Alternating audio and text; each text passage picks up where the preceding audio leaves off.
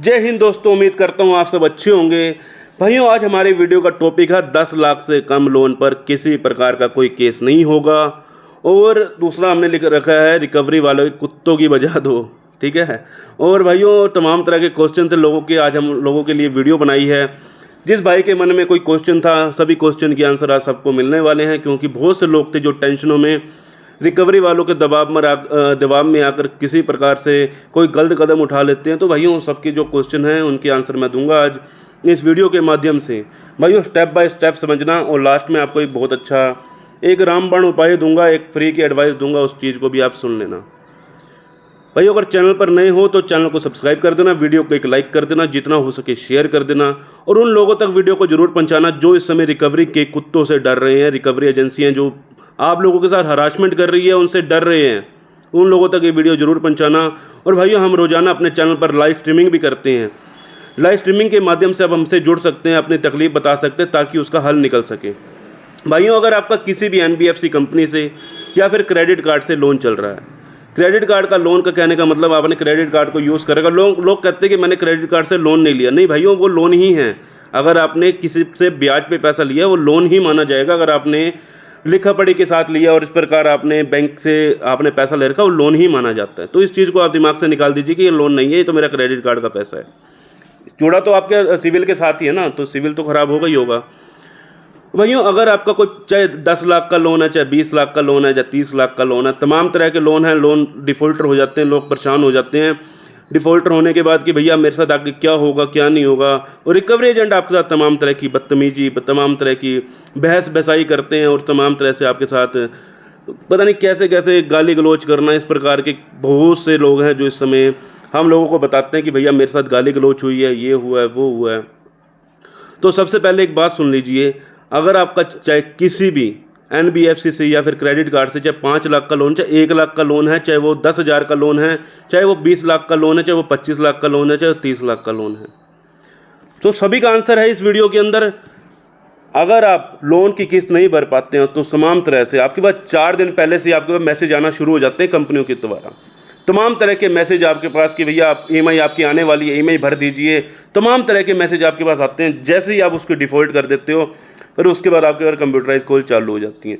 Computerise call इस प्रकार से होती हैं, एक फ़ोन कटा नहीं दूसरा फ़ोन आ गया, दूसरा फ़ोन कटा नहीं तीसरा फ़ोन आ गया, लोग उसके कारण। तो भैया, उसमें सबसे पहले आपको बता दूं, अगर आपके तमाम तरह के फ़ोन आ रहे हैं, जितने भी फ़ोन आ रहे हैं आपके पास, कंपनी के द्वारा किए जा रहे हैं, थर्ड पार्टी के द्वारा किए जा रहे हैं, तो भाइयों ये ज़रूरी नहीं है कि उनके फ़ोन उठाने हैं। तमाम तरह के फ़ोन मत उठाइए। आप लोगों को दिन भर में पता नहीं 50-100 फ़ोन आएंगे, कहाँ कहाँ तक फ़ोन उठाएंगे, कितने फ़ोन उठा लेंगे। एक सब्सक्राइबर कहता है भैया मैं तो 4 दिन से रोटी नहीं खाई, मैंने क्या हो गया, कहता भैया सब्सक्राइब बार बार मेरे पर मल्टीपल लोन हुए पड़े और मैं लोन की दलदल में फंस गया हूँ और मैं परेशान हूँ, रोटी नहीं खाई जा रही। तमाम तरह के फ़ोन बजते हैं, ये वो। मैंने कहा भाई रोटी खा ले भाई, क्यों परेशान हो रहा है। देखो भाई, फ़ोन ना उठाओ किसी प्रकार के। अगर आपको किसी प्रकार का रिकवरी एजेंट का फ़ोन आ रहा है तो रहने दो, अपनी चैन की ज़िंदगी जियो भाइयों। ऐसा है, लोन की किस्त ना भरने पर आपको किसी प्रकार का केस तो होगा नहीं, ना ही किसी प्रकार की जेल होगी। भाइयों, अगर आपके साथ मजबूरी बन चुकी है आपकी, चलो पहले आपका बिज़नेस अच्छा था, एक टाइम था आपका बिज़नेस पे 4 चांद लगे हुए थे, आपको रोज़ाना की 10-20 हज़ार की आपकी सेल, और उसमें से आपका मार्जिन कम से कम 3 से 4-5 हज़ार रुपये, 1.5 लाख रुपये आप महीना कमा रहे थे। आपका सिविल स्कोर अच्छा था, सिविल स्कोर अच्छा होने के कारण आपको तमाम तरह के क्रेडिट कार्ड ऑफर मिले, तमाम तरह के लोन कंपनी से लोन ऑफर मिले, तब आपको लोन मिल गया। हर बैंक आपके पीछे पड़ा हुआ है, भैया मेरे से लोन ले लो, भैया मेरे से लोन ले लो। आपका 5 लाख का लोन का ऑफर है, आपका 10 लाख का लोन का ऑफर है, आपका 5 लाख का, आपका 2 लाख का ऑफर है। आपको तमाम तरह के क्रेडिट कार्ड के ऑफर बताए जाते हैं, जिसके अंदर भैया आप अगर ये वाला परचेज़ कर लेंगे तो आपको पेट्रोल में मुआवजा मिल जाएगा, आप इससे ले लेंगे तो आपको फ़ोन में मुआवजा मिल जाएगा, अगर आप फ़ोन लेंगे तो भैया उसमें भी आपको बहुत सी सुविधाएँ मिल जाएंगी, आपको 10,000 रुपये सस्ता मिलेगा। तो तमाम तरह के लोगों के पास ऐसे क्रेडिट कार्ड इकट्ठे हो जाते हैं। जब दिक्कत आनी शुरू होती है, बंदे के साथ दिक्कत क्या आती है, बिजनेस में लॉस हो गया, भैया मैं 5,000 रुपये रोज़ का कमा रहा था, आज मैं 500 रुपये भी रोज़ के नहीं कमा रहा। अब मैं 500 रुपये रोज़ के नहीं कमा रहा, तो भैया मैं पैसे कैसे, किस्त का कैसे करूँगा। जहाँ मैं 1.5 लाख रुपये महीना कमा रहा था, अब तो मैं सिर्फ भैया 15,000 रुपये महीना कमा रहा हूँ। 15,000 रुपये महीना कमाने वाला बंदा भैया 1.5 लाख रुपये का जो 1.5 लाख कमाने वाला बंदा है, इसमें 15,000 रुपये कमा रहा है, और उसकी किस्तें 80,000 रुपये हुई पड़ी हैं। 80,000 रुपये किस्त भैया 15,000 में कैसे उतारूंगा मैं। प्रॉब्लम बन गई है। भैया मेरी जॉब थी, मेरी 1 लाख रुपए की जॉब थी, या मेरी 40,000 रुपये की जॉब थी, या मेरी 20,000 की जॉब थी, मेरी EMI उसी प्रकार बनी हुई थी। 20,000 का लोन था, मेरी EMI जाती थी 10,000 रुपये।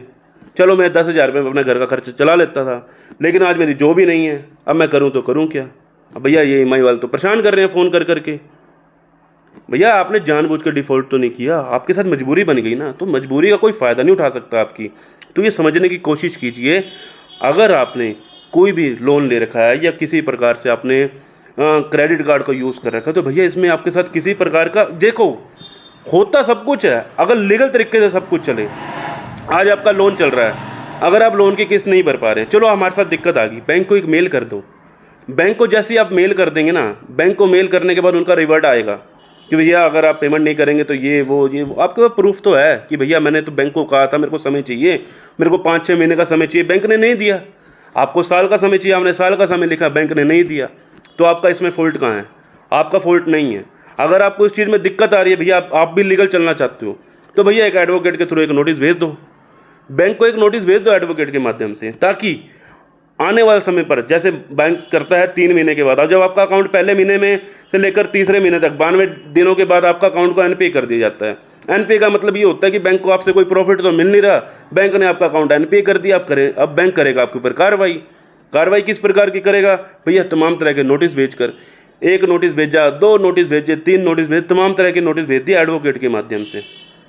बैंक ने अपना कर लिया पूरा का पूरा तख्ता मजबूत, भैया अब तो मैं केस करूंगा इसके ऊपर, मैंने तो तमाम तरह के नोटिस भेज दिए इसके ऊपर, लेकिन इसने मेरे को 1 रुपया भी पेमेंट नहीं की। आप शांति से बैठे फ़ोन स्विच ऑफ करके, और वो अपनी कार्रवाई करी जा रहे हैं। लेकिन आपको एक चीज़ बता देता हूँ, इसके लिए आपको भी एक चीज़ कर देनी चाहिए। मैं देखो हर एक को एक ही चीज़ कहता हूँ, भैया एक चीज़ ज़रूर करते हैं, बैंक को एक मेल करते हैं और एक प्रायर नोटिस बैंक को भेजते हैं, वाया एडवोकेट भेज दें। भैया आपकी जो फीस लगती है एडवोकेट का, आपका कोई एडवोकेट होगा उसके द्वारा भेज दो, ताकि बैंक आने वाले समय पर किसी प्रकार की लीगल की कार्रवाई ना कर सके। ठीक है, अभी रिकवरी वालों को कुत्तों की कैसे बजानी है? भैया एक सब्सक्राइबर के मेरे पास मैसेज आया कि भैया मेरे साथ ऐसे ऐसी दिक्कत होगी, मेरे को रिकवरी वालों ने गाली गलौज कर दी। तो साफ बोल दे भाई, जिस रिकवरी एजेंट, जिस कंपनी ने गाली गलौज करी ना, अब उसका 1 रुपया भी भरने की जरूरत नहीं है। क्यों?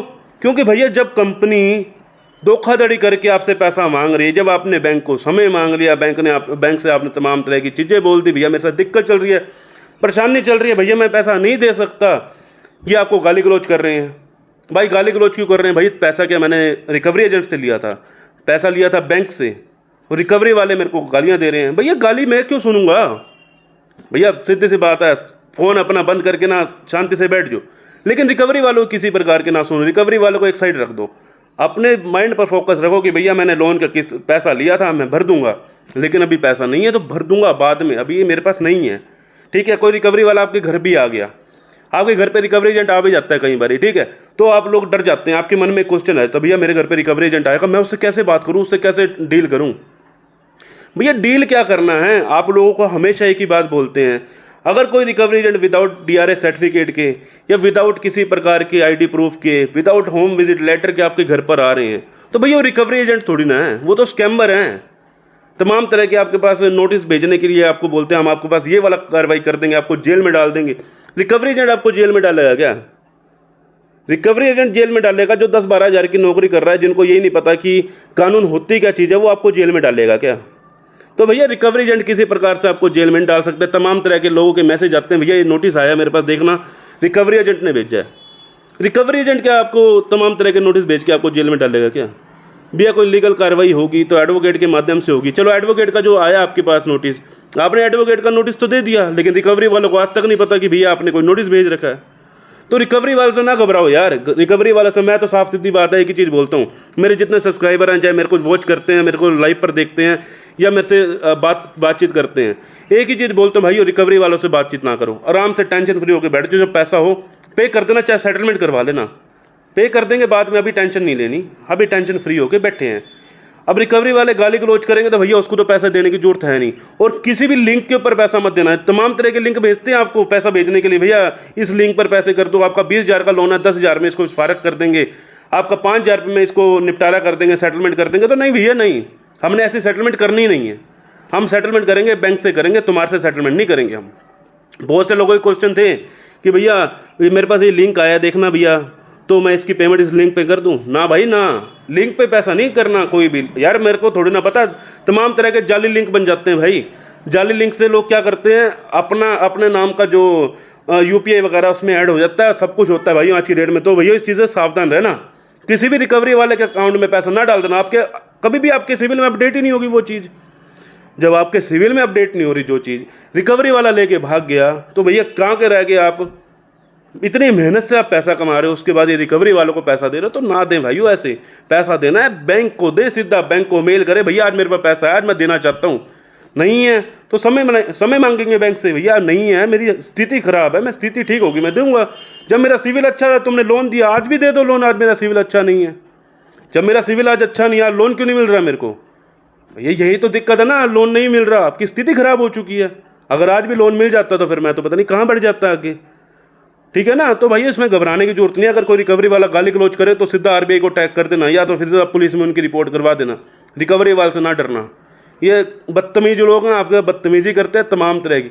जिसके बाद डीआरए का सर्टिफिकेट है ना, वो कभी बदतमीजी नहीं करेगा आपके साथ। बदतमीजी वही करते जो 10-12% पर नौकरी वगैरह करते। तो घबराओ ना यार। कोई और बात करनी हो हमसे संपर्क करो, हम आपको जवाब देंगे उस चीज़ का। अपना नंबर मैं कमेंट में लिख दूंगा। बाकी कोई दिक्कत वाली परेशानी वाली बात हो तो भैया संपर्क कर लेना। मिलते हैं किसी और इन्फॉर्मेटिव वीडियो के साथ। जय हिंद, जय भारत।